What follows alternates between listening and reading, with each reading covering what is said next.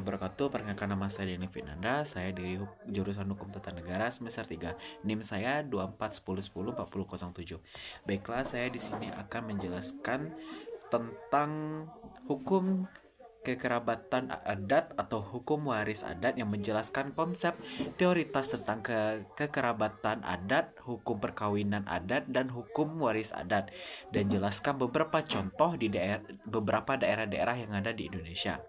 Yang pertama, pengertian konsep dari hukum kekerabatan adat, yaitu hukum kekerabatan adat adalah aturan hukum yang tidak tertulis yang mengatur hubungan kekeluargaan atau garis keturunan dalam masyarakat.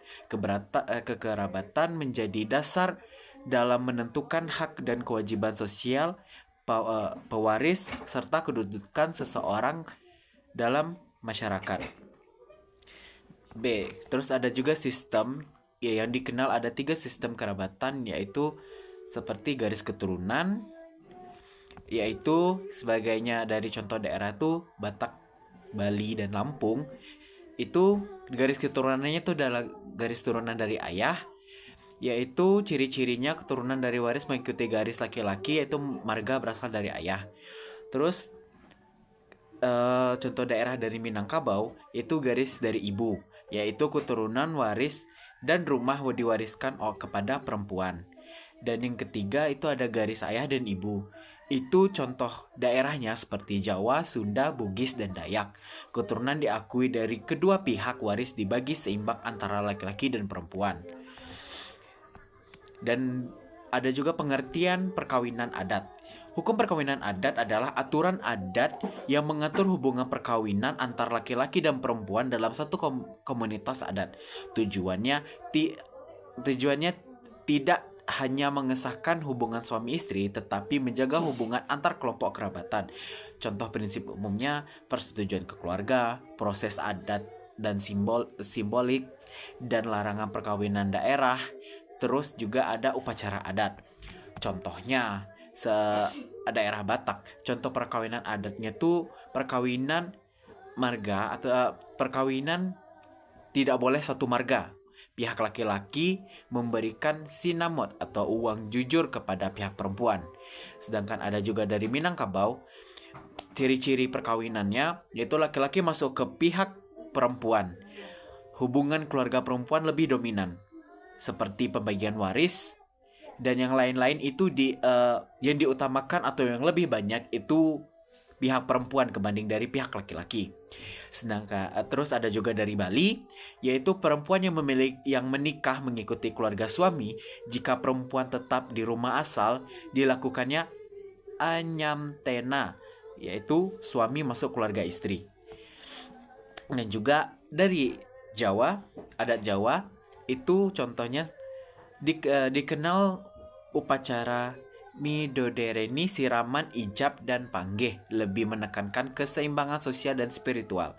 Dan setiap pembagian waris juga adat Jawa itu maupun perempuan dan laki-laki itu dibagi sama rata, tidak ada perbedaan, kecuali biasanya itu tuh yang contohnya dari daerah saya itu, yang sepengetahuan saya biasanya itu tuh pembagiannya tetap sama, kecuali misalnya maupun dari pihak laki-laki atau perempuan misalnya sudah berumah tangga, dan itu kan biasanya akan dibiayakan hidup dari pasangannya, maupun itu dari pihak laki-laki atau perempuan, itu tuh akan sedikit dari bagiannya akan dipotong ataupun setengahnya itu bakal dikasih ke pihak istri. Itu sepengetahuan saya.